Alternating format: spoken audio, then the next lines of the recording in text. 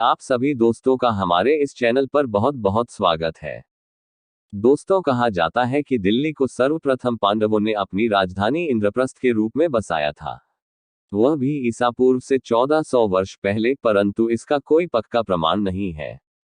आज देख रहे पुराने किले के दक्षिण पूर्वी भाग में सन 1955 में परीक्षण के लिए कुछ खंदक खोदे गए थे, और जो मिट्टी के पात्रों के टुकड़े आदि पाए गए वे महाभारत की कथा से जुड़े अन्य स्थलों से प्राप्त पुरावस्तुओं से मेल खाते थे, जिससे इस पुराने किले के भूभाग को इंद्रप्रस्थ रहे होने की मान्यता को कुछ बल मिला है।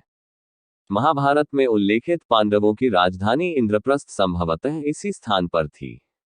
पुराने किले में विभिन्न स्थानों पर शिलापटों पर यह वाक्य लिखे हैं: पांडवों की राजधानी इंद्रप्रस्थ कहाँ थी। इस बात को लेकर लोगों में बहस होती रही है, लेकिन खुदाई में मिले अवशेषों के आधार पर पुरातत्वविदों का एक बड़ा वर्ग यह मानता है कि पांडवों की राजधानी इसी स्थल पर रही होगी। पुराने किले की पूर्वी दीवार के पास दोबारा खुदाई 1969 से 1973 के बीच भी की गई थी, लेकिन कोई प्रमाण नहीं मिले। लेकिन मौर्य काल 300 वर्ष ईसा पूर्व से लेकर प्रारंभिक मुगल काल तक अनवरत वह भूभाग मानव बसाहट से परिपूर्ण रहा। ऐसे प्रमाण मिलते गए हैं जिनमें काल विशेष के सिक्के, मन के मिट्टी के बर्तन, पकी मिट्टी की टेराकोटा यक्ष यक्षियों की छोटी छोटी प्रतिमाएं, लिपि युक्त मुद्राएं, सील आदि प्रमुख हैं जो किले के संग्रहालय में प्रदर्शित हैं। कहते हैं कि मुगल सम्राट हुमायूं ने यमुना नदी के किनारे उसी टीले पर जिसके नीचे इंद्रप्रस्थ दबी पड़ी है, अपने स्वयं की नगरी दीनपना स्थापित की थी। तत्पश्चात शेरशाह सूरी ने 1538 में जब हुमायूं पर विजय प्राप्त की तो सभी भवनों को नष्ट कर वर्तमान दिल्ली, शेरशाही या शेरगढ़ का निर्माण प्रारंभ करवाया। इस बीच हुमायूं ने पुनः संगठित होकर आक्रमण किया और अपनी खोई हुई सल्तनत वापस पाली।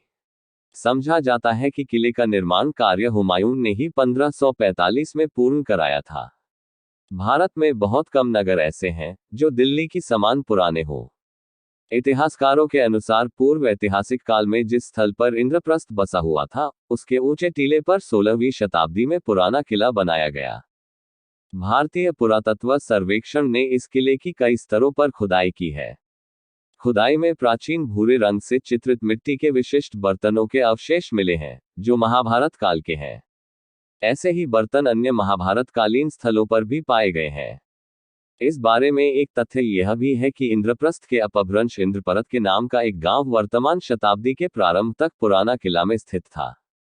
राजधानी नई दिल्ली का निर्माण करने के दौरान अन्य गांवों के साथ उसे भी हटा दिया गया था। दिल्ली में स्थित सारवल गांव से 1628 ईस्वी का संस्कृत का एक अभिलेख प्राप्त हुआ है। यह अभिलेख लाल किले के संग्रहालय में उपस्थित है। इस अभिलेख में इस गांव के इंद्रप्रस्थ जिले में स्थित होने का उल्लेख है।